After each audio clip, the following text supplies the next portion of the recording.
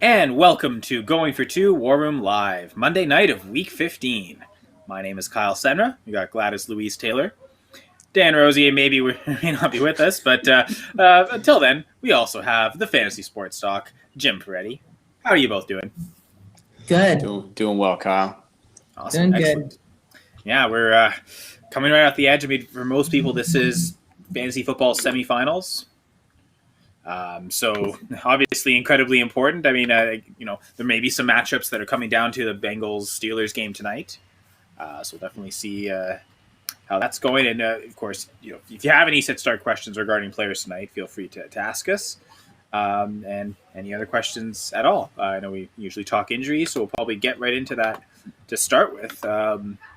There's a few interesting names injuries wise. I guess the first one to to talk about tonight, I think, is James Conner's out. So just if you have him in your fantasy lineups, you really want to take him out because he's not getting anything tonight. Yeah, not really sure who's starting. I don't know, Gladys. Have you heard who they've announced as the starter for the Steelers? Benny. Okay, Benny Snell. Benny Schnell. Makes sense. He's certainly had the most consistent role throughout the season. Yeah, but Steelers don't usually do running backs by committee. Tomlin has always consistently gone with a hot hand. So if you have Jalen Samuels, I mean, this is kind of like last minute, but I wouldn't be afraid to put him in the lineup. It's against the Bengals, and you got to think that 14-point deficit, they're going to be up, and they're going to have to try to get that run game going before the start of the playoffs. So I see them using the run game a lot. So I mean, some guy that is on my Twitter feed, his opponent had James Conner, and he picked up both Jalen Samuels and over the next run back in line. McFarland. I saw that. Yeah. That was gold.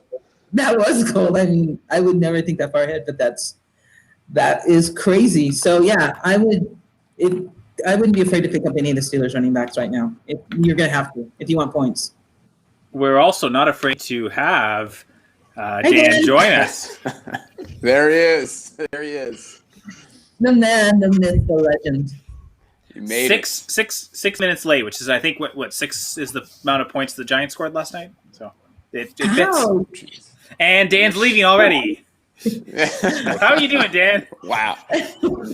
What do I have to do to get here? Are you kidding?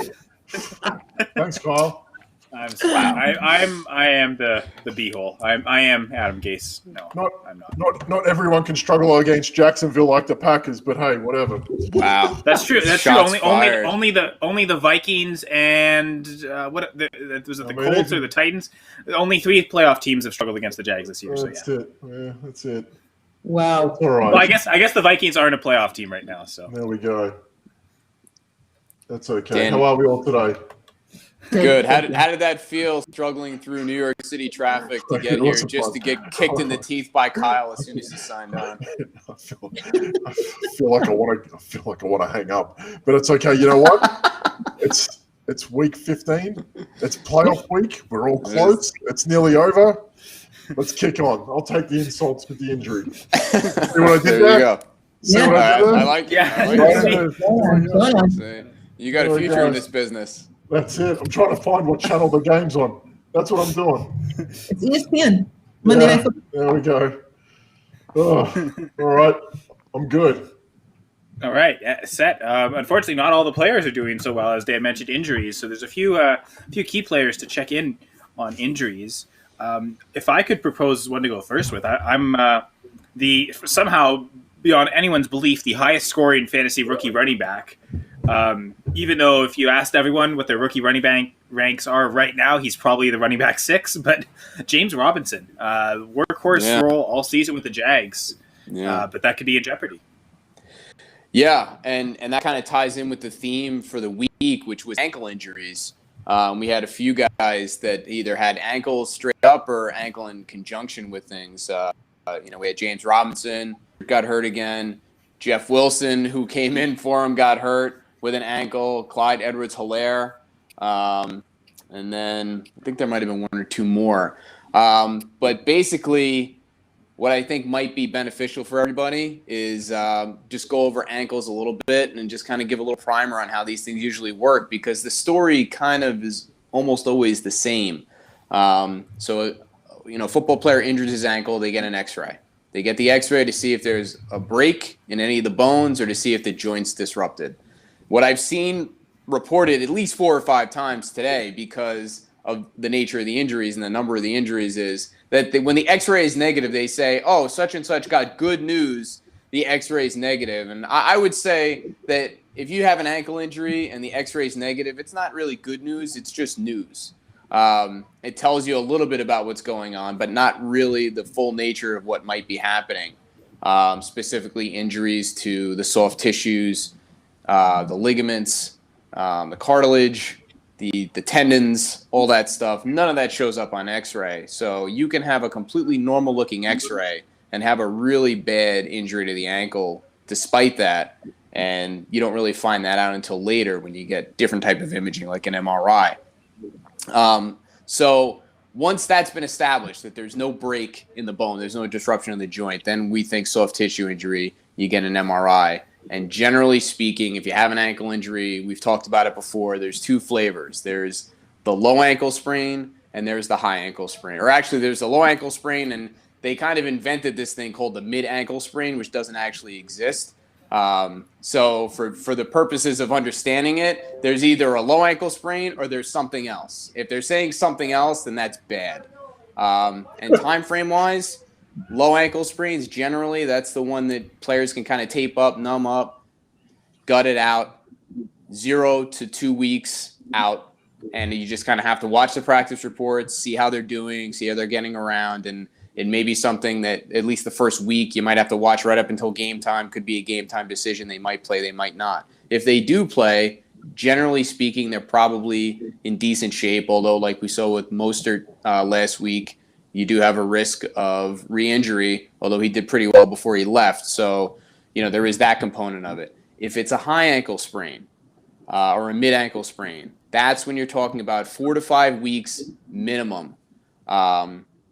And there's really not a whole lot you can do about those. There's just too much of an area that's injured. It's not something that players can typically gut out. And we saw with McCaffrey earlier this year, the rumor is that Clyde Edwards-Helaire has a high ankle sprain. He's already been ruled out for the rest of the regular season. And my guess is that if it's a true ankle sprain and the hip injury that he has on top of that isn't contributory, he could be out until the AFC Championship game if the Chiefs make it that far. 4 to 5 weeks, exactly. Yeah, Dan's boy Izzy is saying 4 to 5 weeks. Yeah, minimum. And Dan, minimum. Yeah, minimum, right? That hoping everything goes perfectly in those 4 or 5 weeks. He was concerned about your whereabouts, Dan. So Izzy's got your back. Izzy, if you're listening, and this is really appealing to an audience of one, Johnny took a different route home today. So I got here and we nearly didn't. So we're here. We're good. He knows what that means, and yet no one else will. So that's okay. Johnny took a different route home today. I was like, is that code for something? He went a different way home. I ended up down in back streets I'd never seen before. There's like a few freeways here in New York. We didn't take one of them. So you hanging out with the Backstreet Boys? I would have screamed. But that's okay. It's okay. We got him. I'm getting my bearings back. Forgive me if I'm a little quiet at the moment. That's okay. Well, we're going to have to speak up. Eagles question. Okay, maybe you don't have to speak up, Dan. But Dan Turner wants to know if Jalen Hurts is a good championship QB play. Looking at Week 16 schedule, they play the Cowboys. I haven't done my rankings yet for the week, but I'd consider Jalen Hurts in the top 10. I think he should be firmly or right around the range of the QB1 to QB2 range, like right at that cusp, like right at that QB12, either before or after. I'd probably take higher. I'd probably take him as a QB1 this week just because it's such a great matchup and he's got that consistent rushing floor. Lamar Jackson rushed for over 100 on him, right? I think a lot of people have rushed for 100, but yeah. But we're talking exactly. We're talking about QB upside, right? Like Lamar Jackson went for nearly 100-odd yards rushing on him, 124. Yeah, I could see, even as a base level play, we're not even talking about what he can do. He looked really sharp with the ball in his hands, didn't he? And he was, he made Alshon Jeffrey a thing for half the day. Jalen Hurts is so good, and he looked really good with the ball in his hands. And if you've got that rushing floor with it, look, the best thing is that Dallas are going to be competitive. They're going to make him play. And that's what you don't want him switching off with, 1.5 quarters left to play. He's going to be in it all 4 quarters against Dallas. They got something to play for too now. I would say though, remember Dallas played. They have the tiebreaker over the Giants because they beat the Giants. They played New York week 17. They beat Philadelphia. They beat New York. They're right in it. Yep. So I don't know what they had over Washington. I think Washington might have beaten them once. Both times. I think they Both beat one time. So, one time it was the game Andy Dalton got hurt and they crushed him. And I think the next game, I believe Washington won both. So they're going to have to maybe but if Washington keeps losing, they're still right in that. Yeah. So I mean they're quite in that. So they win the next 2, they're in too. So they're quite still alive. So Well, just knowing that the Eagles are also still alive, even if it gets to a blowout, you got to think they want Hurts to have as much experience as possible. So I could see them leaving him in there, even if they're just going to hand it off, just to have that experience to be out there, to get as many reps as possible. Because I mean, if they get to the playoffs, they have him as their starting quarterback in the playoffs. They want him to have as much experience as possible. I'm not fear of him being in a blowout against the Eagles. That's for sure, or against the Cowboys. I wouldn't be afraid of the Eagles blowing anybody out. Yeah, but I mean, the side question to this also is, who else are you playing at quarterback that week? Like, who else are you choosing to play Jalen Hurts over in his 3rd game? Yeah. And that's the other side of it too. Like, if you're telling me that, you've got a pretty damn good quarterback already and you're thinking, well, the upside's there in Hurts. Okay, sure. Like, they're there to be won. But, I see no problem playing Jalen Hurts as a 1 QB next week, but he'd want to be the better option over what you've already got. And that's where I lean on. Like, I guess. So, Dan, you're out there. Dan Turner, that is. If you do want to send us your other options at quarterback, let us know. Izzy does have a question. Does Desean Jackson make the Eagles better? Again, is this an inside joke for you, Dan? I'm not sure. No, this is on you now. No. Does he still play for the Eagles? I think he's out after this year, right? He hasn't played since week 3, I don't think. No, that was the Giants that took him out. Thank you, Corey Valentine. I mean, it's Desean Jackson. I don't feel like the Giants contributed too much. That's just Jackson, right? It was a bad hit. It was okay. It was what led to the loss, I think, against Philly. What was that, like week 5 or 6? And Corey Valentine, it was a punt return, and he absolutely wiped out Jackson for no reason. It was just unnecessary. And that gave him like an extra 15 yards on top, and then it all went downhill from there. But I think Valentine also lost his job after that as well subsequently. So, no, Philadelphia are garbage without him or with him. I still stand by that. I guess Iggy's saying because he's off the injury list now finally. Does help stretch the field? I think you're guessing that he's going to have to come back good from injury and find that rapport with Jalen Hurts straight away. And I get it, but Greg Ward has seemed to be having a connection. So are they suddenly going to want to take him off the field? I know Travis Fulgham's already kind of been getting phased out, but Fulgham looks like he's already out. Like they barely looked at him since, and that was kind of happening with Wentz towards the end there as well. It really feels like Greg Ward stood up, and they've made a concerted effort to try and hit Jalen Reagor when he's out there, but Goddart's making plays. Ertz kind of had a few looks this week. I think it'll be back to typical Philadelphia, spread it around as much as you can, and that's when they're at their best. Like obviously, like it's nice to see if you were someone that had Zach Ertz and he was getting those 10-target games.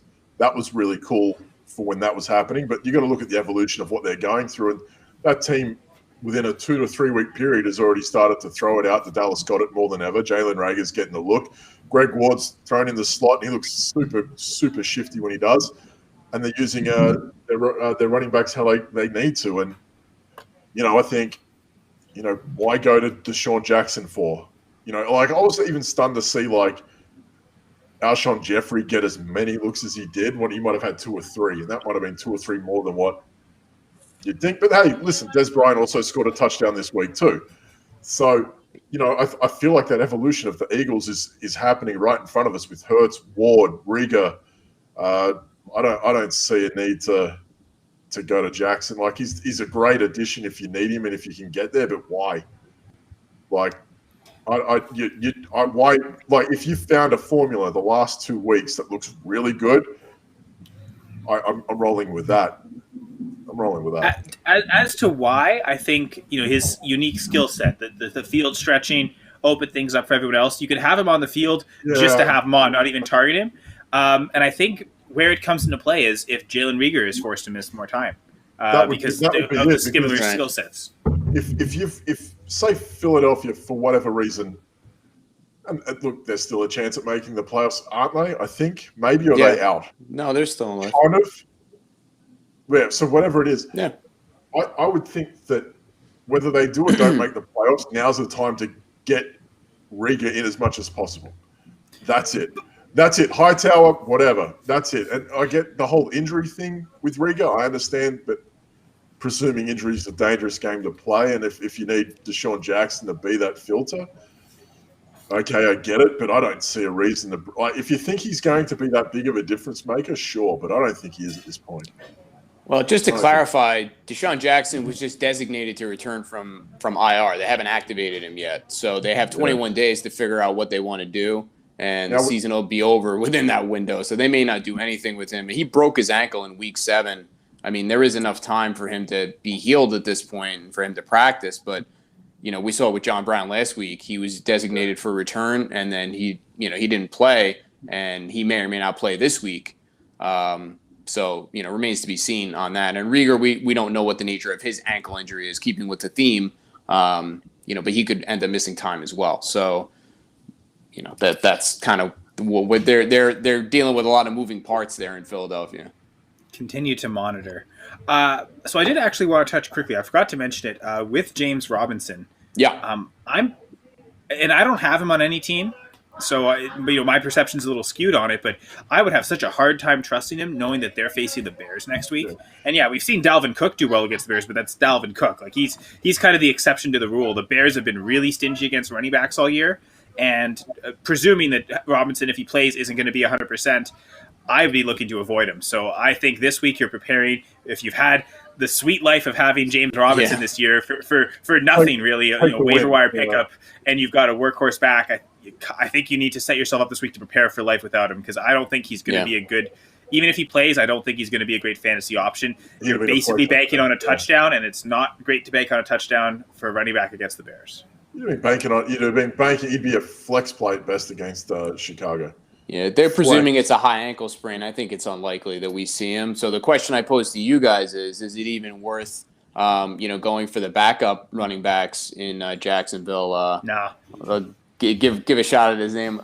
Ogunbowale. Yeah, I was going to say Ogunbowale makes sense because of his pass catching role, but I still don't know if the upside's there. It probably just means more passes for Chark. Yeah. Okay. I mean, that would be where you'd look to instead. You want to go back to Chark. I mean, especially if you're looking at that DFS option instead, you're probably looking at those guys. You're looking at maybe Keelan Cole again, maybe Chenault if he's back, because Chenault's had a few rushing attempts, I think, as well. He can be used in that format too. But I like Devino Zigbo holds some PPR value too. I think he had a few receptions a week or two ago. I don't think I'd be going anywhere else though. So Gladys, any thoughts about the Eagles or Jaguars, or can you not relate to teams with so many losses as compared to your own? It is hard to relate to them. It is hard to focus my energy on that. I actually had to pick up Jalen Hurts for this week in one league, which was a bonus. That the league that I have Deshaun Watson in, and we were talking about the Deshaun Watson thing. So I dropped Derek Carr, picked up Jalen Hurts. I played him. Will I play him next week? I don't know. I mean, Deshaun Watson has a good, for once. Against the Bengals. Yeah, against the Bengals. I wouldn't. Well, and that's the thing. Like, I think Jalen Hurts borderline top 10, but he's not reaching up into the top 6, 7 like Watson is. So yeah, like you're not going to play him over elite assets like a Watson or a Josh Allen, who did super well 2 weeks ago in a matchup against a tough defense against the Steelers. So like even a tough matchup for Allen, I would still trust him over Jalen Hurts, just as an example. Yeah, I with the teams that are out, I look to see if the guy is playing for anything, not the team itself. Do you know what I mean? Like, what, like Julio Jones, for instance, he might be playing for the coach, but there's no reason for him to go out there at full steam. So I probably wouldn't play Julio, but I would definitely play Calvin Ridley. This last week was just a really weird week for fantasy scoring.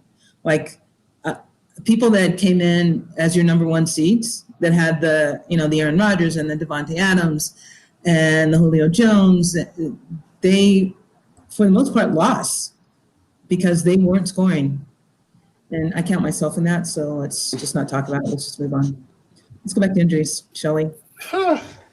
Something less painful, injuries. Yeah, Julio Jones is an interesting one you mentioned because he actually got a platelet-rich plasma injection this week. And this is one of the things where you can read between the lines a little bit as far as when they start treating things. We haven't gotten a lot of clarity on what's been going on there. We just know that he's been missing time. The fact that he got a PRP injection leads me to believe that he's got at least a partial tear of his hand, that he's got a legitimate partial tear of his hamstring. So given that, and given the fact that they're essentially out of it, it's kind of interesting that he got the PRP injection because in order for that to kind of take hold and see if it does anything, and a 30-second briefing on what that is, it's basically just a platelet-rich injection that has a bunch of platelets have a lot of healing proteins, and they inject it directly into the area. And then when they did studies, they showed that it may help with, but it takes about 4 to 6 weeks for you to see any results from that. So, the season's going to be over by then. So, I don't think it's going to have any impact. They were kind of reporting like, oh, he got a PRP injection, like he'll be good to go this week. And it's like, not really. Like it just kind of underscores that he's probably dealing with a worse injury than they even let on, which makes sense. So, yeah, I mean, Dan reached out this week and we were talking about Russell Gage. And I think, he did well. Like that train continues. Like Russell Gage, for what it's worth, I think for the last 3 weeks has put up decent numbers. He's had like a 17, a 19, and a 13-point week. I'm just going to double down on that now because and they play the Chiefs. And they play, So like, it's a game where they're going to be passing a lot. Yeah, and it's just, I'm going to check this out now. The last 3 weeks since Julio Jones has not played. So from week 12 to week 14. So Russell Gage last week was targeted 10 times. The week before he was targeted 7. The week before he was targeted 8. He had 51 receiving yards, 82 receiving yards, 68 receiving yards, and 2 of those games he had 1 touchdown.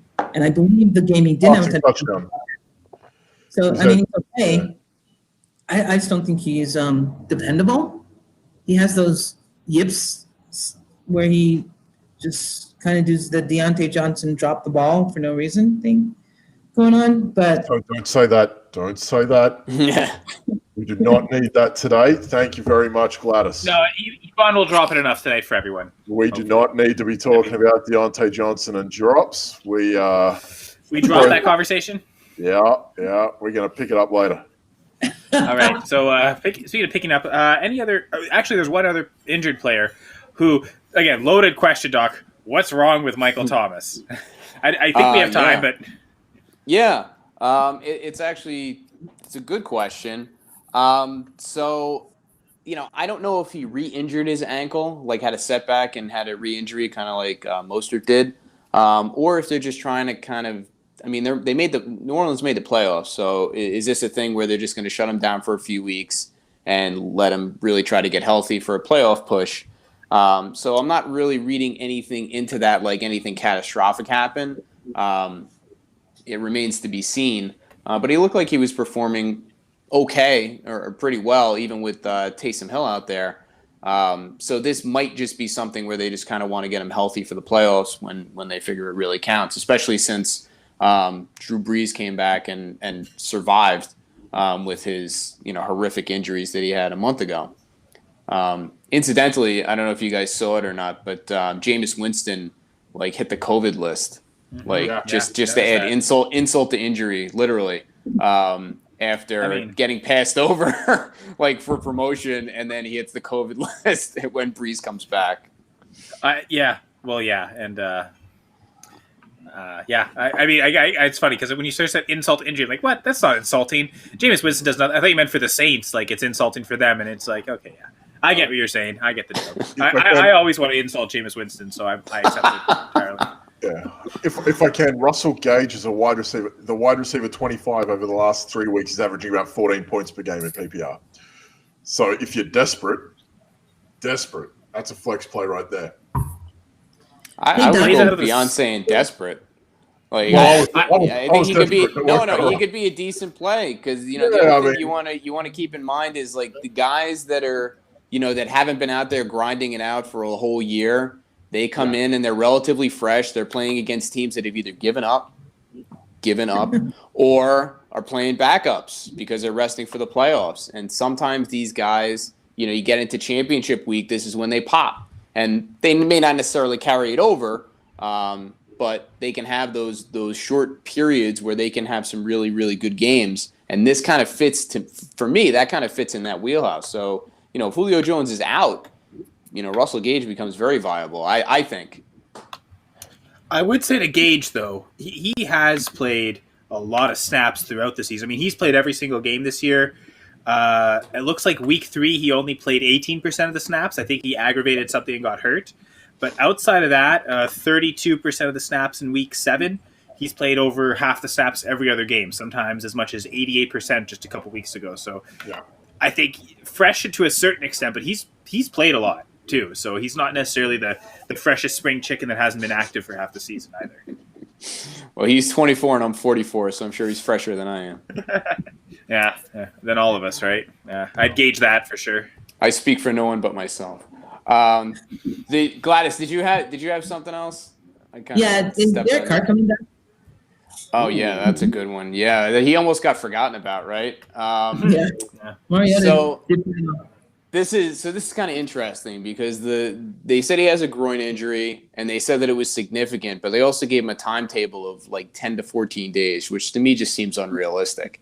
I don't know. My suspicion is that he's going to be out longer than that, and it may not matter because Mariota looked really good and he's done it before. So there really isn't a reason to rush Carr to come back.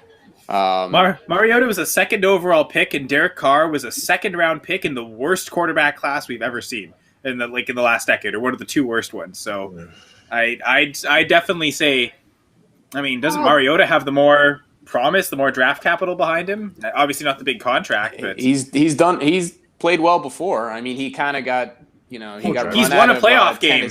He got run out of Tennessee because Tannehill blew up, but he didn't really lose that job. He had some bad games, but truthfully, I don't see Carr and Mariota as different. They're both one-read quarterbacks. If their first read's gone, they're not that great outside of structure. Mariota has the advantage that he can just run, so I actually think he's a better quarterback than Derek Carr. I don't know. I've kind of felt Carr's been pretty overrated throughout his career, and this might be a key for the Raiders to kind of look at life without him and see it's not that bad. Maybe we couldn't move on. Yeah. Truthfully, though, they're playing the Dolphins this week, so I don't really think either would have been an option anyway. You're deep in super flex leagues if you're having to start Derek Carr, I think, next week, or Mariota. But not the greatest matchup, so I would look to avoid. I think as well. If you're also someone that has someone like Darren Waller, you're not feeling too bad at all because Waller looked fine with Mariota too. Aguilar looked fine with Mariota too. If you're someone that needs to play Aguilar in a deeper league, if you have Josh Jacobs, he was fine. So those guys still kicked on. They still kicked on as well. So I think there would be any problem. But here's a question I'll ask you guys then. If you're in this position right now and you have either Marcus Mariota or Jalen Hurts, who would you prefer? Because we were talking about with Dan earlier. Oakland, I think, have the better players around Mariota than what Hurts does at Philly. I think that's That's it. I think I'd rather Yeah, Waller. I think I'd yeah. rather The way Waller's played, for sure. like I'd rather Better Jacobs. offensive line too. Yeah, I'd rather Jacobs too, and I think Aguilar's looked better in Vegas than he had in Philly. Aguilar's very viable. He makes plays. Yeah. If you're worried about the floor for rushing, Mariota's going to get you that too. So if you in a pinch had Mariota or Hurts, who would you guys lean? Because Hurts on the matchup. For Dynasty. What are you talking about? I'm just talking week 16. Yeah, Hurts for sure. Hurts for sure because the matchup. I don't know if it's a better matchup. The Dolphins' defense is difficult, and I mean, I think Waller could kind of get by. Waller's going to be a fine start no matter what, but I think there's more chance of Mariota turning it over. Right. Just the whole upside of that offense is lowered because the Dolphins are a really good defense. Still, it's tough. It's still tough. I think. I don't know. I'd probably lean Hurts as well, but like if you are someone that has to play the waiver wire this week, and you have X amount of fab to bomb, Mariota might be the cheaper play. Yeah, in that regard, he's going to be less of an investment. In DFS, you can justify it because Mariota's going to be, we assume, far less priced than Hurts. But if you're just talking a season-long start and you have the two, I think it's Hurts pretty easily. Like I'm just kind of quickly going through my head in the rankings. It's going to be tough for me to put Mariota in the top 20 just because of the matchup. I like that rushing floor that he always has. He looked electric this week too. He looked amazing. I can't fault him for how he looked against the garbage Chargers defense, sure, but I don't get it. Is he going to look that good against the Dolphins defense? That's my concern. I mean, we could say that if you like. That's fine. That's all right. Sorry, Chargers fans. I mean, but considering how well Justin Herbert's played this year, and the dude has 3 wins, I think that defense is pretty faulty for that. Yeah, I guess. Anyway, sorry. Move on. We'll charge away from that topic. There you go. Any other, and we'll get away from those puns. Any other injuries that we feel need to be talked about? Yeah, there's a couple that hit me, like foot injuries. Like we talk about those and how they can be kind of confusing. So Mixon, his team's playing tonight. He's not playing. But the latest is that he's not going to require surgery, allegedly. That's what they said. He's been out since week 7 with this and got placed on IR. It doesn't really seem like he's been close at all since then. So this really smells like a Liz Frank injury to me. I don't want to get out the crystal ball and say that's what it is, but when you have a foot injury and it kind of has this time frame and it manifests itself like this, that's what it really ends up looking like. He could still end up needing surgery at some point. I think there's a decent chance we've seen the last of him for 2020. And that brings us to somebody who's, much more viable potentially is Stephon Diggs, who hurt his foot as well. And they're really not making a big deal out of it. However, the narrative is already beginning to change. So yesterday it was he hurt his foot, injury, not believed to be serious. He's on the sidelines joking with his teammates. Terrific. Everybody breathes a sigh of relief. Except today, they're saying that he's being monitored and they're not really sure what's going on. So already the story is kind of starting to change. And like what they did with AJ Green a year ago. Yeah, they do it a lot. Same team did it with AJ Green, didn't they? Well, they do it a lot. And to talk about that Bengals team, knowing that there's nothing to play for. Last year, seemed like there was a certain point where AJ Green just refused to come back. Like he just sort of. Oh, it still hurts, right? Like he found any reason not to get it back on the field. Do you think Joe Mixon's doing that too? I mean, he just got paid by the team, so maybe there's less incentive there. Like he just got a pretty massive contract, whereas AJ Green's been really trying to get that last long-term deal, and that seems like what that was behind more. If you're Joe Mixon, do you want to come back and play Pittsburgh in a meaningless game this week? I'm good. Yeah. You're a better chance of playing Houston next week. At least Houston, you're going to get a chance, but like. I'm not playing Houston if I'm not playing against Pittsburgh if I don't have to. I think I'm going to miss this week. And then he can come back against Houston and blitz if he wants. But I don't think he's playing the rest of the season. I think he's cooked. Yeah. And with Burrow injured and, that team's, their future is much more important than their present, to say the least. So that's not even taking into account that if he does have a Liz Frank injury, he could still injure it worse and then need surgery if he doesn't need it right now.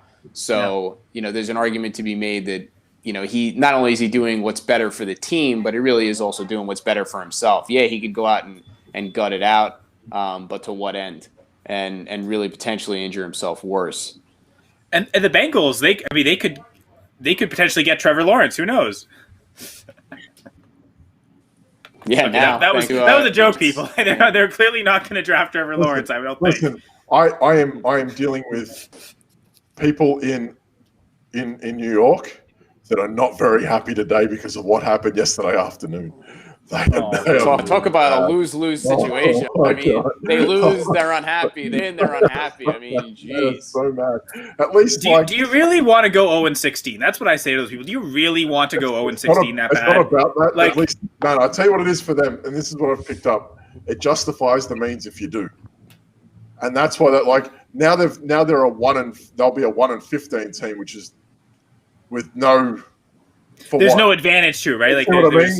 Now you're just a bad team that won a game. It could have been like an 0-16 team that got Trevor Lawrence. Now they're just a 1-15 team who's going to lose out on him to Jacksonville. Look at what the Chiefs and Texans have done. They didn't tank to get Watson, Mahomes. If the Jets really want Trevor Lawrence that bad, they could trade for him. They could sell the farm to move up a spot, and Jacksonville will take it because they know we have just as many holes as the Jets. We need to fill spaces.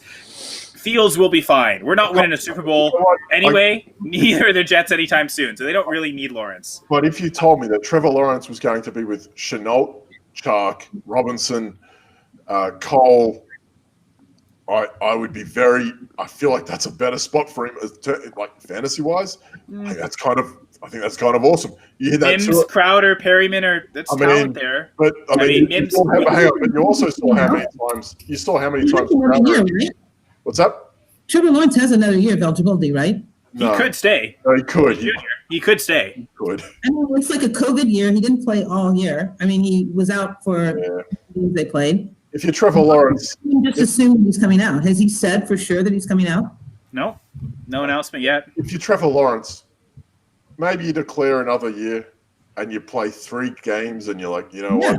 I'm going to practice for the draft. And he's still going to go first overall because he's that good of a prospect, or at least everyone says he is.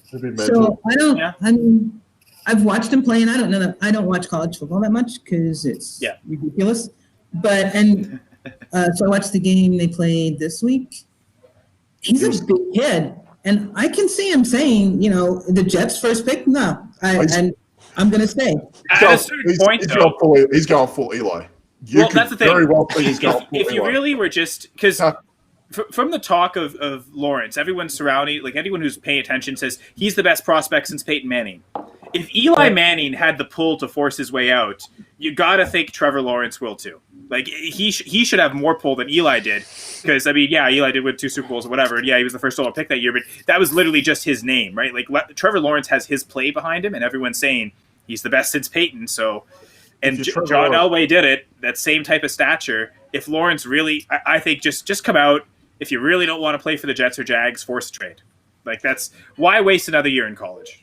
Because the risk is, it's another bad team that's going to get the first overall pick. So why delay it 1 year? Why not go to the pros and make money now and start that? It's not the Jets or the Jaguars. How do you know those teams aren't going to finish first next year? I'll tell you what will happen. I would not be surprised at all to see if Dallas made a move to come up. They'll use Dak as leverage. That's what I think. They will use Dak as leverage. Sell a quarterback, trade a quarterback. Because I'm thinking if Trevor Lawrence is this good, you got to think half the league's going to want to trade up to get that spot. They should anyway. Because if he's that good, if you're any team that isn't sold on your quarterback, you need Trevor Lawrence. Because the Jets are about to do it to Sam Darnold, and Sam Darnold's not the worst quarterback in the league. So there's tons of teams that should be going up to try and trade for Lawrence. Oh yeah. If he's that good. The Giants. If Daniel Jones is nothing special, if the Giants had a chance against Lawrence, you bet they'd take it. So why don't the Giants decide to trade up and move on from Jones? Oh, Dave Gettleman hasn't traded up once in his career as a GM. He's also never traded down. He doesn't like trading the down. He doesn't. You're right. He won't do it. But that's another question for another podcast. But I think the Back Row Giants podcast every week with Dan Rosier. But I think at the same time, I don't think that's something. I think they actually, as a Giants fan, I actually kind of buy into Daniel Jones as well. I don't think he's as bad. I think a Jason Garrett problem. I don't actually think that's a Daniel Jones problem. The offensive coaching staff of Jason Garrett and Freddie Kitchens. Yeah, I'm wondering why the offense isn't performing that well. Talking, just aside before we get back to the injuries, we're talking about a kid who had the second Sorry, most. Jim. We had the second most passing. Daniel Jones last year had the second most 300-yard passing games of all quarterbacks behind Patrick Mahomes. And this year he hasn't done it once. And he's got his full receiver core sans Saquon Barkley. There's no excuse for that to not happen when he's got better protection in front of him as well. That's an issue for another day. I don't think that's a Jones problem because I think when he's played this year, the turnovers have come down. He's looked all right. It's just I think they need someone a bit more inspiring around him. And look, Drew Lock looks pretty good in Denver with Pat Shurmur. They're allowing him to throw it at least, and he's going for it. And he's got just the young as he's got Judy, Gambler, Fant, Ogwabunam. He's got a young team. He's making Tim Patrick a superstar. So, in that regard, like Pat Shurmur's allowing for Pat Shurmur's Patrick's getting volume, that's for sure. Yeah, like at least Pat Shurmur's allowing his quarterback to chuck it. Like this one's just really restrictive, and I think that's just sorry. Daniel Jones' hamstring. There's a segue. We're talking about a team that needs a quarterback.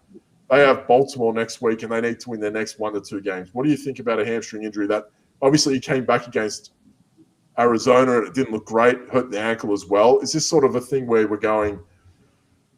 They think they can make the playoffs with one more win, and they play Dallas week 17. Do you think they'll rest him, considering Colt McCoy was fine but not great? If anyone watched that last night. Yeah, I think they're going to rest them some more. Wow. Just because there's still, they still got a shot to make the playoffs, a legitimate shot.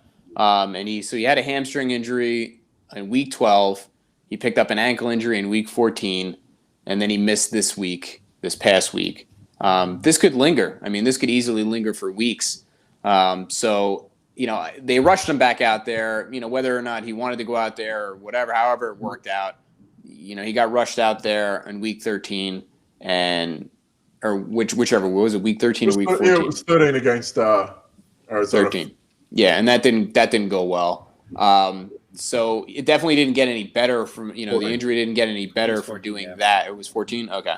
So I think they are going to rest them some more, and then maybe try to eke out, figure if they can win this week, and then they're playing with house money, bring them back for week 17 and try to whip up on Dallas, like you said.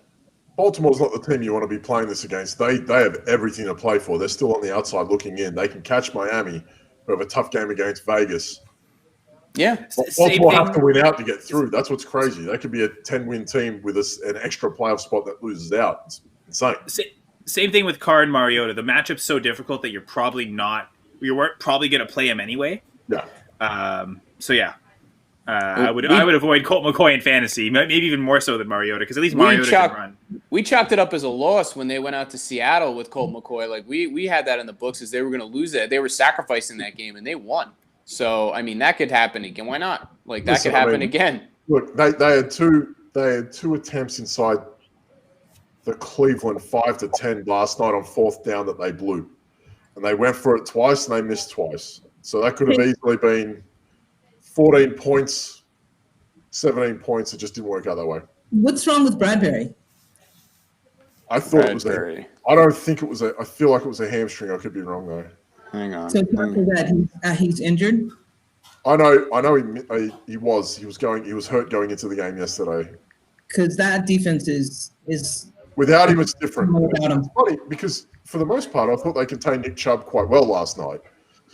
Nick Chubb could have had a massive game, and Oh my God, let's not talk about that. So could Kareem Hunt, but he didn't. Yeah, well, they still look good. Listen, I'm trying to take positives from a Giants defense, Gladys. Bear with me. They're not TJ Watt and Bud Dupree. You got to give me something here. Tyler Fackrell and Blake Martinez are amazing. Listen, when they were picked up by the Giants in offseason, we knew that they'd be tackling machines, and they've proven to be just that. And just come across and been worth every bit of the trade that we gave up for him, and it looks like we're going to be forking out a bit of money for him too. So, for what it is, their defense has been considering quite, it feels makeshift, if that's the right word. thrown together last minute with Logan Ryan and Isaac Yarden coming in a week before.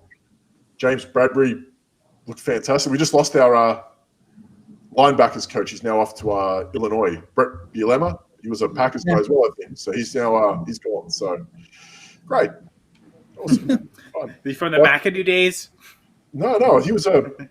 Yeah, I know. I'm just kidding with you. I don't know. I don't know where he came from. I know he was a Packers guy once, though, right? Brett Bielema. I think so, but I feel like he's a coach. Look back. Yeah. Whatever. Anyway, so were there any other injuries to lead to? Because speaking of defense, there is a defensive question that just come up, but yeah, give Jim the time. Well, I mean, we can certainly tackle this. I mean, I just kind of looked at it while you guys were, waxing poetic about the Giants, and I don't know. I got like the Browns versus the Jets, like that really stands out to me. I don't know how you guys feel about it, but you guys have more of the in-depth Dolphins knowledge. are causing. Listen, I like some Mariota personally. Dolphins are forcing turnovers for fun. Yeah, is nasty. But those guys, they're getting after it. And they did that against Kansas a week or so ago without like Van Noy and Landon Roberts. They were monsters. Like they're going to get sacks, they're going to get intercepts. So like, Dolphins. Gladys, you're more of an IDP person than I am. It feels like Dolphins are probably weaker in that safety area. Is that fair to say? Probably, because they're okay up front and they're okay at corner. It feels like it's safety. They could be a bit more exposed. Like, obviously, that's where Darren Waller will kind of float. But in terms of everything else, like, Yeah, I think the Dolphins they could also, they could get like Kyle Van Noy from a linebacker position to cover Waller instead, which maybe even helps Waller's case to produce. I doubt that would happen, but like at that same point, like the Browns barely got after Colt McCoy. And I feel bad for saying this. I'm in a playoff game that's still active tonight. I came up against the Browns defense, and I thought it was over. Now I'm still in it. I got Deontay Johnson. He needs about 14, 15 points. Okay, whatever will be, will be. But I absolutely thought after what the Cardinals did to the Giants, 7 sacks, I thought the Browns would be all over it. They didn't. Myles Garrett still looked he looked a bit rough still, and I think Garrett's finding out that he's like still sick from COVID. That he don't look too great. He got one at the end there, but like at the same time, at least that Dolphins defense is firing on all cylinders at this point. Yeah. Like, they are cooking. Dolphins defense is what's keeping them in the games. It's what's winning games for them right now. It's hard to judge them against the Patriots and Cam Newton as well. But that's but against the Chiefs though, they still got Mahomes. Like they were wrecking Mahomes, and that was Mahomes 3 intercepts. He had 2 intercepts all season. They got him for 3. They had 30 yards back. Yeah, like, 3 sacks. And Dolphins defense is legit. Yeah, they're legit. Like I kind of like them too. Like the Browns is a safer play, I think, because Jets are going to jet. So the Browns can also Except last week. Yeah, Which, to be fair, you're looking at the defense. The Rams, the Rams defense, that pass rush, the secondary corners they have. You figure there's no way that they'll allow 20 points, right? But Marcus Maye's my boy. I was, just as Jim mentioned, I was like looking at this question thinking Browns against the Jets better than the Dolphins versus the Raiders. But you do bring up some good points, Gladys, of the performance of the Dolphins defense right now is better than the Browns.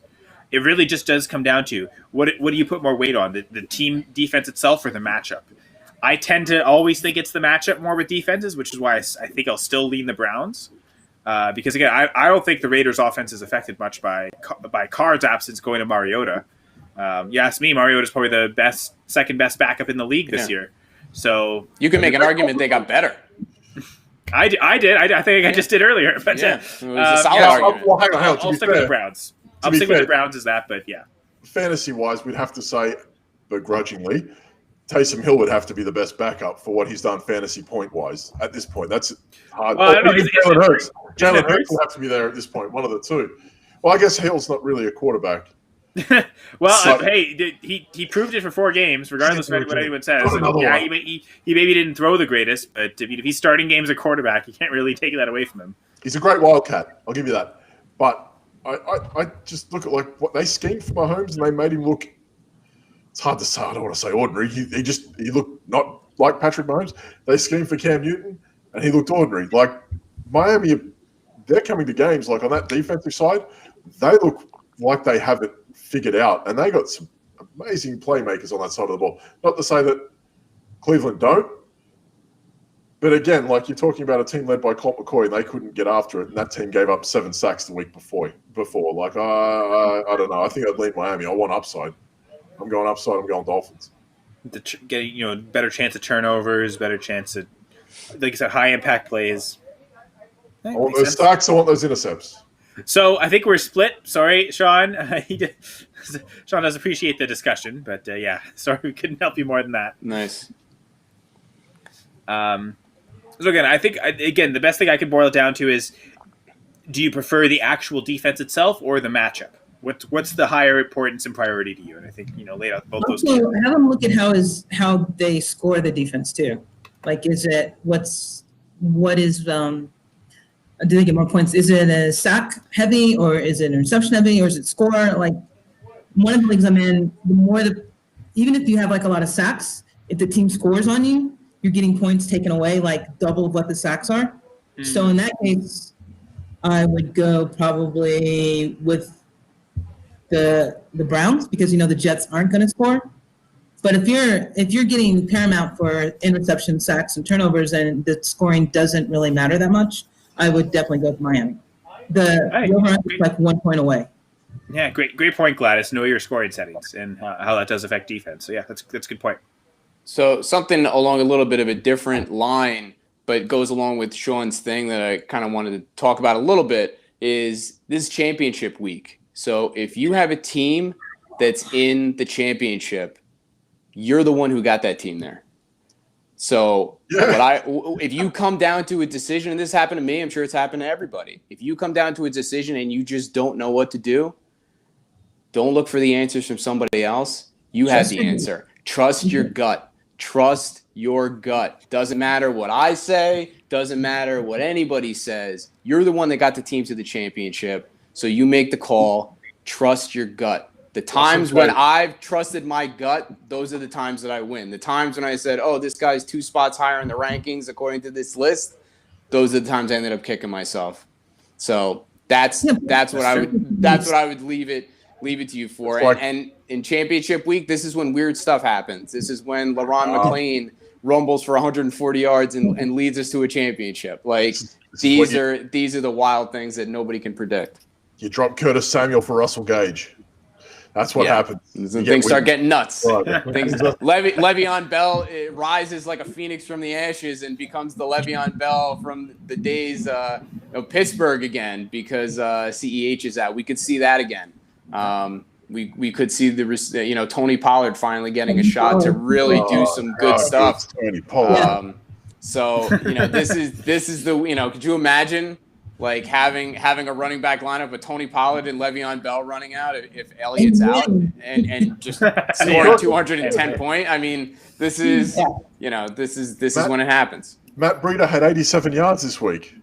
I had to play Matt Breida. I had to play him this week. Did Matt Breida even have 87 yards the rest of the season combined? Let me tell you something. I lost. This is a Dynasty 16-team IDP. I lost Mixon. I lost Antonio Gibson. I lost Duke Johnson.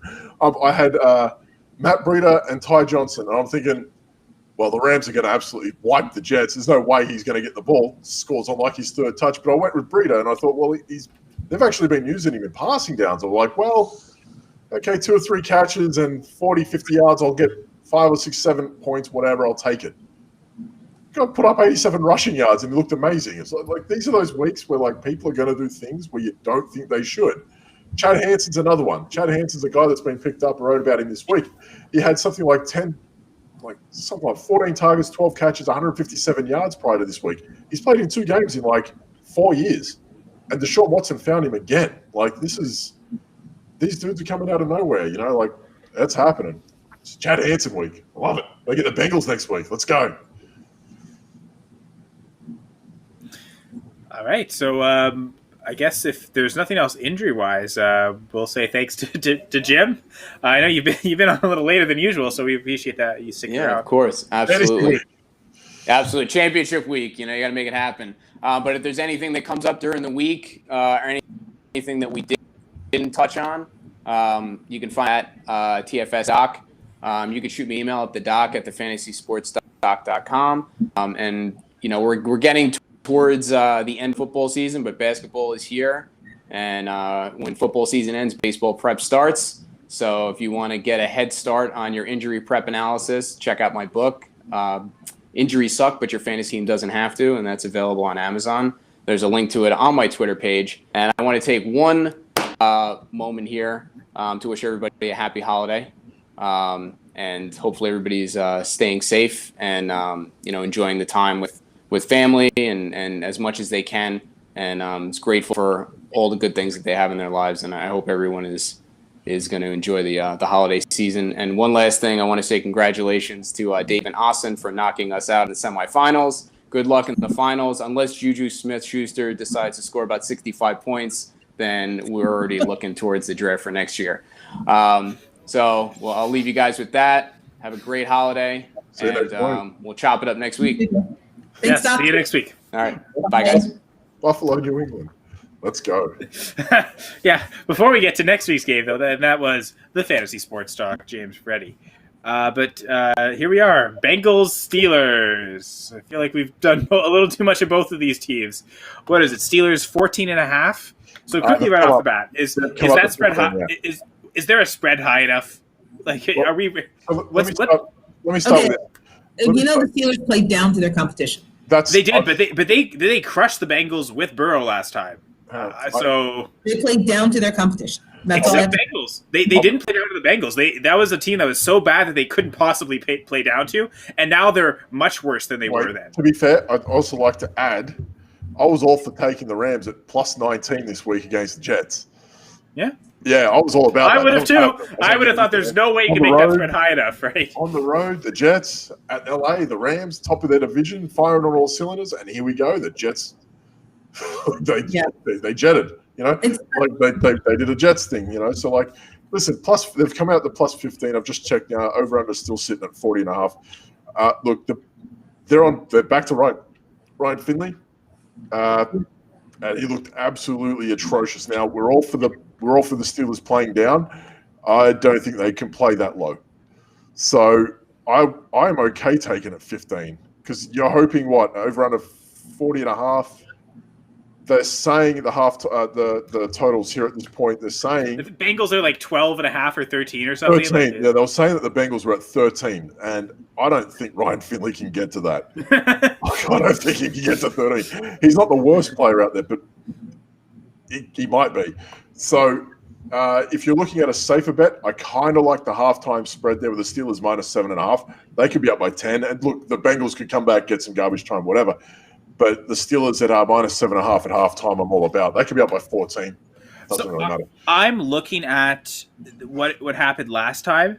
Earlier this year at halftime, the Steelers were up 22-7. That would be enough to cover minus 7 at halftime. So, look, I'm pretty sure. And Gladys will concur that James Conner hasn't looked great this year, and I know he's out. And that run game, since it hasn't been the way that they thought it would be, they're harder to kind of gauge in that regard. When they have a good run game, they're almost untouchable, and they haven't had that. It feels like for the best part of 6 weeks, it almost feels like maybe that feels like a longer time because the Steelers have been robbed of their bye. But I kind of feel like at this point, like minus 7 at halftime and 15, this could get out of control. They need to keep winning to keep up. And, maybe the Saints slip up one week. Who knows? Like, weirder things have happened. What are they, one game behind the Chiefs? I think they're tied. They're tied. If they win, they're tied with the Chiefs. I think they're the same record. Yeah, they're ostensibly forcing the Chiefs if they keep winning. No, I guess they are a game behind because the Chiefs have only lost one game. Yeah, so, they're forcing the Chiefs essentially to play through to week 17 as well. So the Steelers went out. And they got a tougher run in. I think they have the Colts. I feel like they got the Colts and the Browns. I wrote about this last week. Yeah. They got the Colts and Browns their last 2 weeks.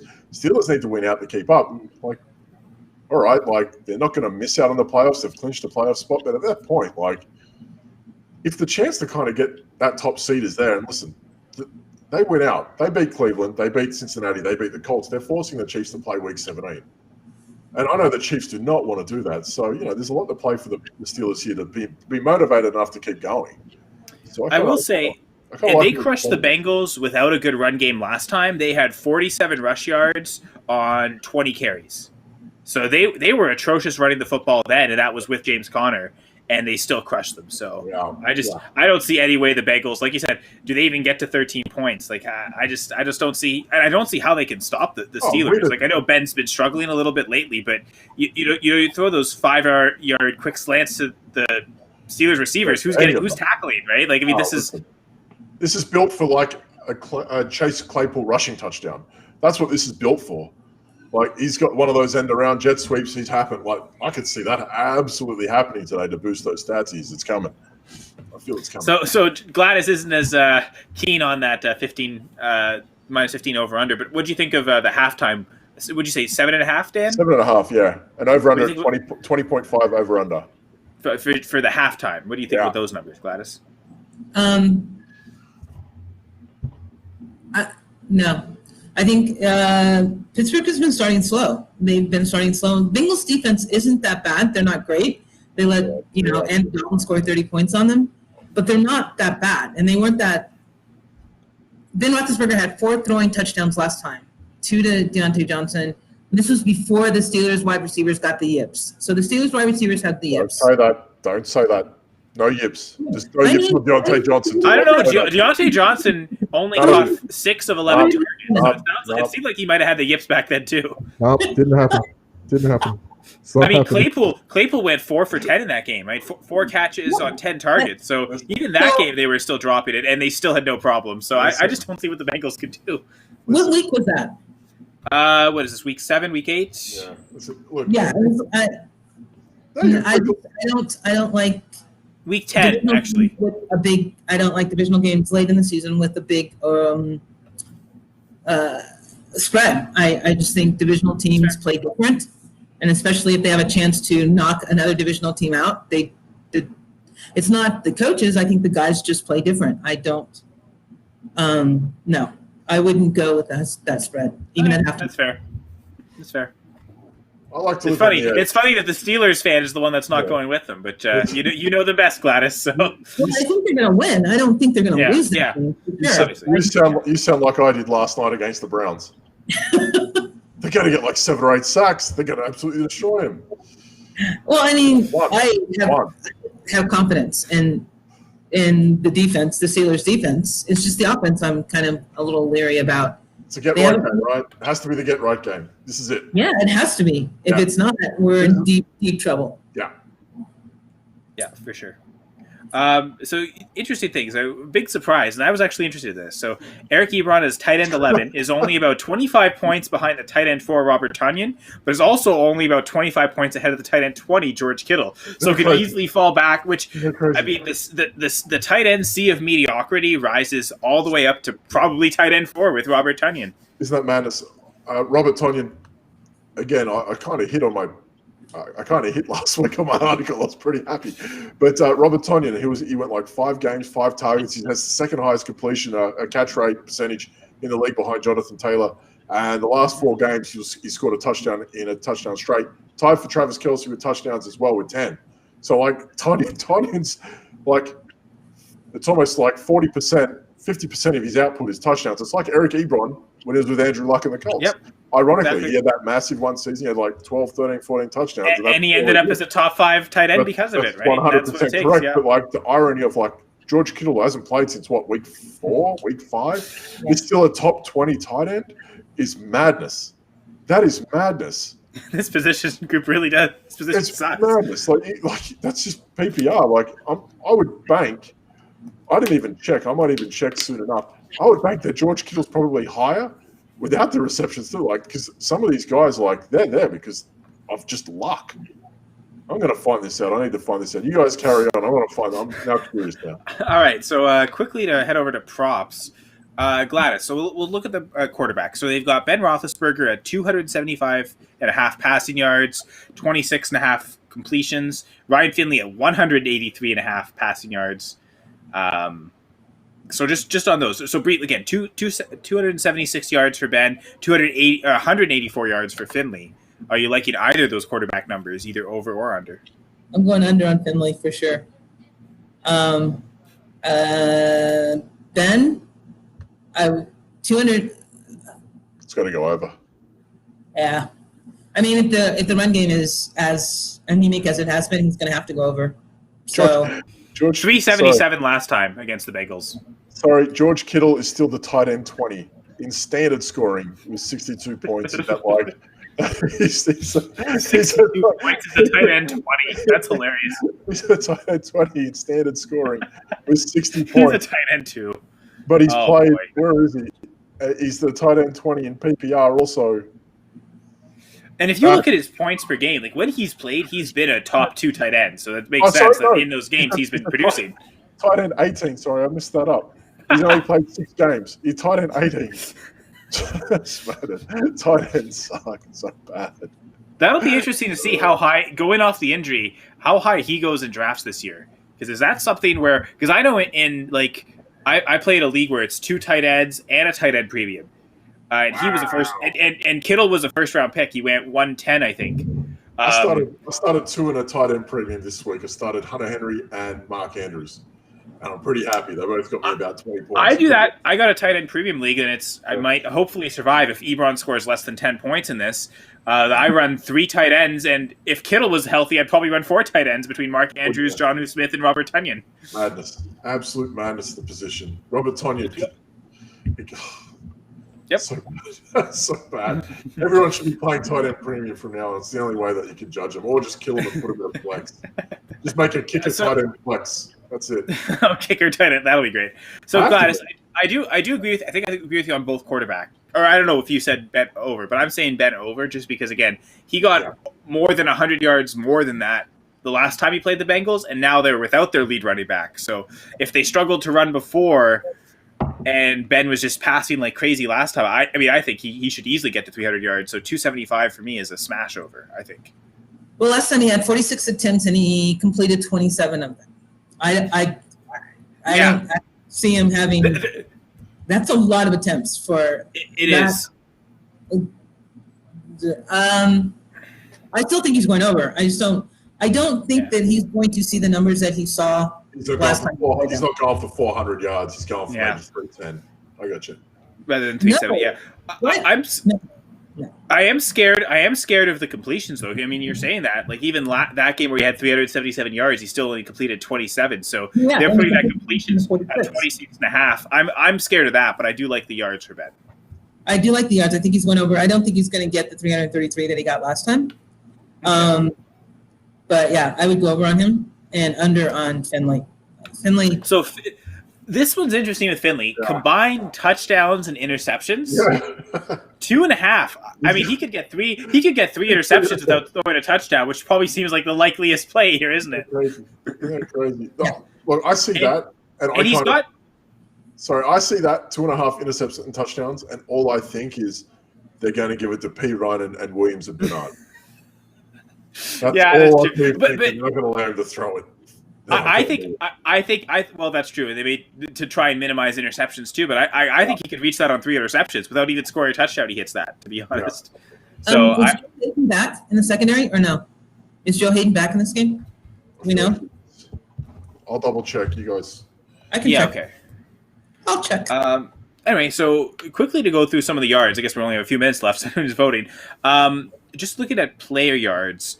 Receiving yards we'll look at specifically. So we got Deontay Johnson at 62.5, Juju Smith-Schuster at 58.5, Chase Claypool at 48.5, Eric Ebron 36.5. You also have Tyler Boyd at 48.5, and T. Higgins at 52.5, AJ Green at 33.5. And there's quite a lot to take there. Looks like Hayden's playing. So Hayden and Fitzpatrick back in the secondary. Yeah. I don't. It's funny because I saw on Thrive earlier a Higgins prop line where he was at like 38 receiving yards, and I loved that. But suddenly if it's now at 52.5 receiving yards, that I think gets a little too high for me because he may see someone, he might end up seeing someone like Joe Hayden in coverage. Boyd at 48.5, I feel like he's got that like Jarvis Landry light about him where he could go for 10 catches and 50 yards. And look, he has that breakaway ability too. I'm not going to downplay that, but I kind of feel like Boyd out of the I don't even trust AJ Green. I think they've got him down to 33.5. I kind of like Boyd at 48.5 or 4.5. I was thinking the same. Of the three Bengals receivers, he was the one I liked the most. Yeah, look, it's not hard because I feel like he's been their most consistent receiver this year, despite the quarterback problems that they've had. But I would tend to lean towards Tyler Boyd in that one for the Bengals players. I don't even think I'd go towards Bernard at 48.5 rushing yards. I was thinking that too. They could split the work. The Bengals could be so far down that they abandon the run. Yeah, I don't like him. I think P. Ryan had 40 yards. Travion Williams had 49 yards last week, and I feel like Bernard got benched the whole game for that fumble at the start of the game. It was that against Dallas. Like, come on. I mean, it was Dallas. Yeah. I don't know. I think I'm staying away from Bengals running backs. But at that point, Boyd at 48.5, can he get to 50 yards most weeks? Probably, yeah. I'm down with that. So, Gladys, between the Bengals receivers specifically, and also include Gio Bernard in there, are there any that you like as over, or are there any that you really like as the under as well? I like T. Higgins, actually, for the over. Just because the speed is what it usually catches Hayden and Fitzpatrick off guard, and Higgins has that speed after catch. Plus, he's gotten more targets. I like Higgins over. I don't like Boyd, but it could be because I didn't play him, and I'm hoping he doesn't get it and hurt me. But I like Higgins. I think the speed is what Pittsburgh secondary is can be had, and that's when they like the Hollywood Brown. It's that short pass in the middle open, and the guy just takes off on them, and that's what T does. It does seem like wide receiver is the only position that's really been producing against the Steelers. They've been shutting down running back production, even tight ends. They're really good at covering. So yeah, if you're going to exploit anywhere, it's through the wide receivers, especially perimeter guys. So I could definitely. I mean, I guess the good thing about Higgins and Boyd is they're not off by much. Like 52.5 for Higgins, 48.5 for Boyd. You could theoretically see both of those going over. Right? But the only problem it's all is about preference. Finley isn't really good. That's what those two there. What they've got Finley at 183. That's almost almost half. Yeah, that's before you take into account a dump off, a sample reception here or there. AJ Green for 30 or 40. Like that's being generous if you think Finley can get to 183 as well. So yeah, look, Higgins has that. I like the Higgins touchdown. He's good for it. That red zone work. He seems to be getting by, and it seems to be inflating his numbers just a little bit. But 4.5 receptions for Boyd also. Like I could double down on that too. That's true. Really the receptions. We didn't really talk about receptions, just looking at yards. Yeah, I could look at Boyd receptions too at 48, 4.5, and think that's going over as well. Yeah. Because he's going to have just blinders on this guy. That's it. I kind of think. Higgins is averaging 7.8 receptions targets a game. So Finley just sucks. He really does. And the fact that their coach moved up to get him should be a testament to that whole organization right there. But because they're so dependent, because the wide receiver position is so dependent upon the quarterback, and the quarterback is so bad, I would like Higgins to do that. But I mean, I don't have that much confidence in either one of the wide receivers because I think that Pittsburgh's going to get to him a lot and often, and he's not going to be able to get the dropbacks and to throw completed passes. So I would if I had to go, I would go with Higgins, but I wouldn't be confident in either one of those. Briefly, any Steelers receivers props that you're interested in? Got Johnson at 62.5 yards, 4.5 receptions, Juju 58.5 yards, half a touchdown. I like Claypool 48.5. On 36. The first play of the game was Roethlisberger just threw a 40-50-yard shot at James Washington. Ben's going for it tonight, so Claypool at 48.5. I think that's what the money he's getting. Theoretically, I like all of them over. But I think Claypool being the lowest makes him the likeliest to hit that. Yeah. I like Juju as well. And I mean, Juju, they also have him at half a touchdown. Well. We can play that game. We can play that game again every week while all three of them on the roster. Juju's been in form the last 6-7 weeks. He's been outstanding. Yeah. He looks like he's ready to get that new contract from whoever it may be. I hope he stays in Pittsburgh. I hope he does. I kind of like him there. I think he's a good fit. That's just me. I'm not But the yeah, Steelers. I'm not the Steelers person in the room. What's up? I'm sorry. I said I'm not the Steelers person in the room. They're like four. Did they go 3 and out? Yeah, he just threw it over Johnson's. It was a bad pass to Deontay Johnson. It wasn't a drop? No. He got half a hand to it, but it was a bad pass. Yeah, okay. Of course. Okay. What's wrong? It's just a bad. I just got crunched. Special teams plays, eh? Yeah, so I'm going. Yeah, we love it. Yeah, I like the Claypool play. Yeah, that's crazy. I also like, how I feel about kickers on this. Chris Boswell, 6.5 points. I think that's going over as well. How many times have we said that going over and it doesn't? I mean, here's the thing. The thing with Boswell is because I actually, you said 6.5? Yeah. I take the under. I don't think he's kicking a single field goal. I think they're just scoring touchdowns, and if they don't score 7 touchdowns, he doesn't hit it. If that's the case, right? Yeah. Well. All it takes is 1 field goal, and it probably screws that. But I might actually take the under there. Yeah. Good. We'll see. If it's going over under's 40.5, right? So that means Boswell would be there for almost 25% of their points would be from him nearly. Nearly 20%. So, which I guess if it's everything's field goals, that makes sense. Just trying to see. Last time he kicked 3 field goals and 2 and 3-point afters, right? So yeah, if you went by last time game's results, if they're going to score, but again, 36 was what they scored last time, which is that's almost the combined game total on its own. Derek Watt is already out. He got injured. Who? Derek Watt. Oh. All I know is someone just went down there on a special teams play and it did not look good. It was Derek Watt. Okay, so that was on the kick return. Sucks. Okay. Wouldn't be a Monday night if we weren't full of injuries. I can't watch it because my fantasy playoffs depend on it, and it would make me crazy. It's hurting right now. I don't want to look. I kind of want to look.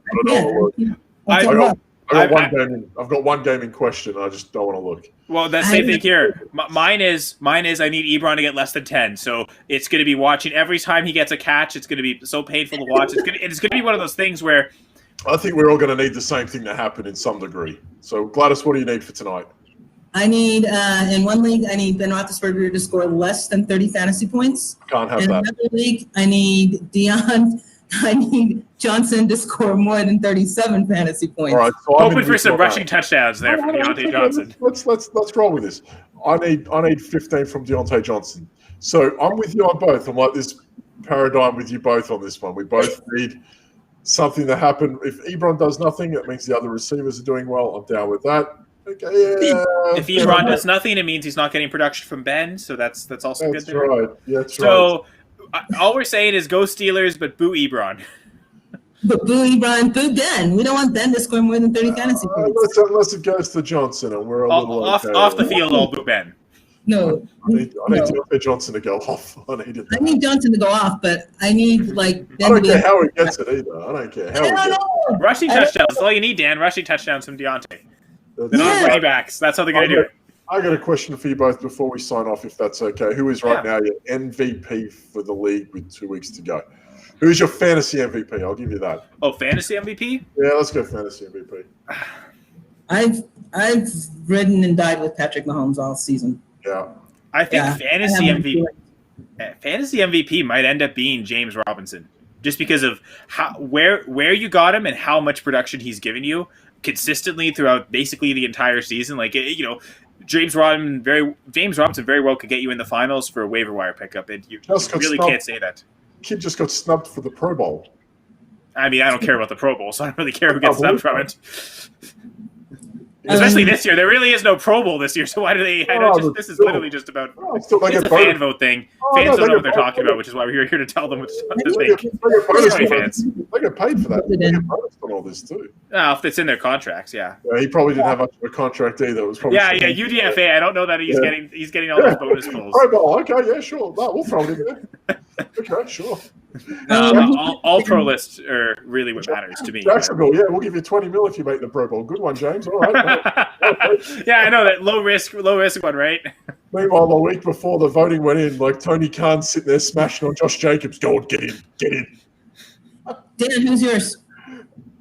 I think Justin. I think Justin Jefferson. I think it's hard. I mean, at that point, you were getting him around the point where you're probably getting like a late round tight end. I think that was where you're probably getting him, and redraft was in the double digit rounds. I think when you're looking at it like that,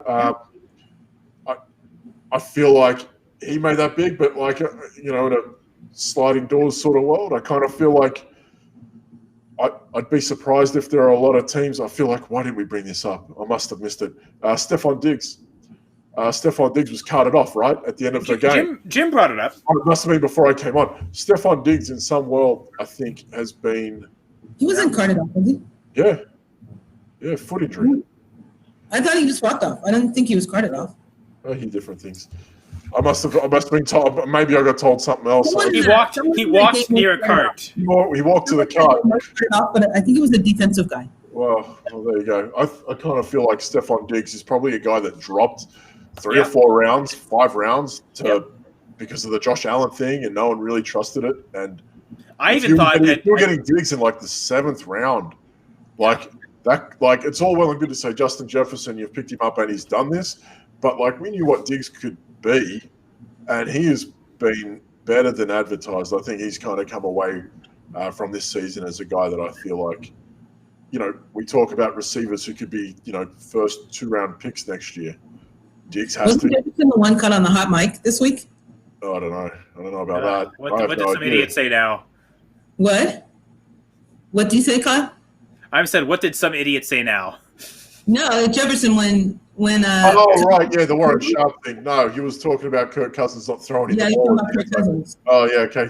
I hate it when wide receivers get open in the end zone and they get mad when that's not thrown. Like, that's terrible. Imagine that. Geez, poor Kirk Cousins having bad receivers getting open in the end zone. Let's exploit that kid as a rookie. That's terrible. And I mean, I remember earlier in the game too, you saw Cousins yelling at. Justin Jefferson had that much time he could yell at Kirk Cousins. That's how open he was. He's like, get it to me. There's no problem with that. But sorry to cut you off. I feel like Diggs he was probably a 3rd receiver taken. That's the madness behind this. Mm-hmm. And we're talking about tight ends. We're talking about Travis Kelce could be a 1st-round pick, should be a 1st-round pick next year. We're talking about Michael Thomas not being what he was, and Tyreek Hill and Devontae Adams being 1st-round picks next year, because running backs are going to drop out of that 1st round. It's bound to happen, because how can you trust Zeke, McCaffrey, Barkley, all these guys? Oh, really? You're dropping McCaffrey? He's not a top No. I'm saying no. He 100% is, but you got to see like some leagues, like they're going to get skeptical about these guys. And I don't trust. Coming off a devastating knee injury for an athletic running back like Barkley, I don't think Barkley's a 1st-round pick next year. I don't think you could make that sacrifice. How many more hits can Derrick Henry take? Like, these are things that people are going to look at. Dalvin Cook's starting to get banged up again. Like, people are going to look at these things. If Dalvin has he ever stopped? Well, at some point, it's going to beat him. Like, it's going to happen. Like, you're going to look at these guys like Diggs, and you're going to look at him in that 2nd round where, like, that Julio Jones range was. Like, that's where Diggs needs to be going next year. If he's going to get this sort of attention from Josh Allen going forward for the next 3 years, has to be. Yeah. Probably going to get better. They did this without a preseason. That's how crazy this is. At least Adams had Rodgers, and Mahomes had Hill. And Breeze, okay, what happened to Michael Thomas sucks. But we saw, like, what was the Offensive Player of the Year? We're talking about no preseason. And these two have hit for what? Stupid amount of yards and a stupid amount of receptions on their first try. Like, if he hasn't climbed up, I kind of feel like Diggs next year is going to be that guy. But he's won a lot of people, a lot of leagues this year, I think. Has to have. Yeah, I think he definitely, for sure, he's not getting out of the 2nd round of fantasy draft. That's for sure. No, and that's a massive jump. Look, it could be Justin Jefferson next year. That's going to be. If Johnson doesn't start catching the ball, I'm going to start losing it. Don't. I can't. don't do this to me. Because if he gets benched today, I'm done. Not for Ebron. I think we all need to sign off and sit in the dark room. Yeah. Okay, I think I am. You guys, I will see you next week. Yes, next week will be. There's one more Monday night game. I mean, if you can call it that, Bills and Patriots. So we'll be here to preview it and talk about injuries. I think we'll be dealing more with long-term injuries. What will things look like for 2021 and things of that nature. But yes, as always, at Going for Two, goingfor2.com. For each of us individually, Gladys is at Never Enough GLT. Dan's at the B League Says, and I'm at Senra Says. Pizza 188 says sup. Thank you, Pizza. Sup? Thanks for joining. Get that pineapple on your pizza. I don't know who Big Butt Joe is, but hey, nice. There we go. Joe Hayden. There we go. Big Butt. I didn't know. I wasn't aware of Joe Hayden's enormous posterior, but apparently that's what it is. There we go. I don't think he does have one. Why not? Why not?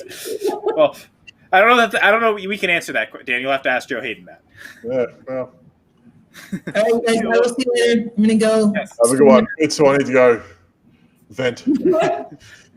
Pizza's staying Go Steelers, so I'm sure you have Gladys's approval there. Bye, guys. Have a good week. Bye, everyone. See you all next week.